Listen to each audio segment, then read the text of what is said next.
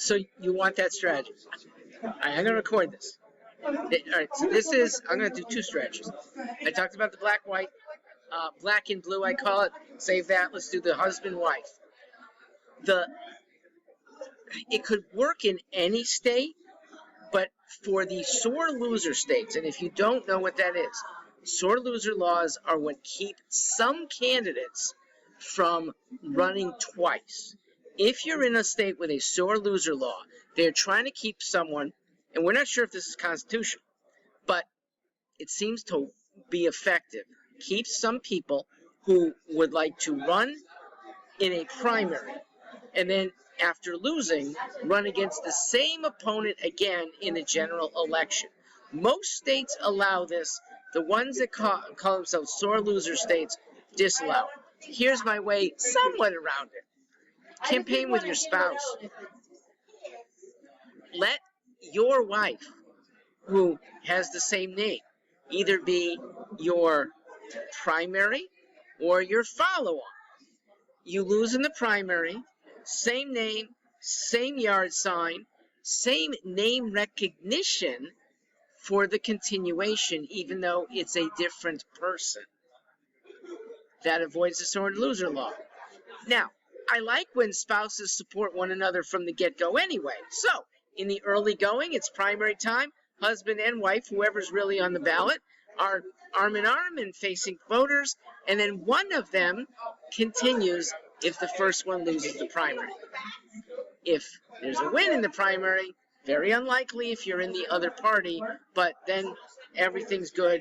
You will continue, and it won't be your spouse. It will be you. Actually, it could be if she's more palatable, telegenic. It really could be a substitution, but then technically you're starting again. All right, black in blue. The strategy to have more African Americans running in blue states. I live in one. Connecticut is completely blue for 5 congressional districts, for 6 executive posts, 2 Senate seats, majority, almost 2/3 now of its state House seats, blue. Black conservatives would make a big difference. They disrupt the Democrat narrative about how the world is keeping African Americans down. They are successful and proud, which disrupts the Democrat narrative too. And it should peel away some votes. It should, at minimum, confuse media. So the pillorying they do on your typical white establishment Republican, they have a harder time doing on a black female Republican. So consider it, especially in these very blue enclaves. Is it, what's the word for it? Reverse discrimination. I don't think so. Is it affirmative action? That's the better word. It's affirmative in a good way, because black conservatives are pretty heroic people to be keeping their community aside. It's hard to go home to mom and dad and grandma, who might still be in the house, who voted Democrat for the last 16 elections, and now you're being renegade.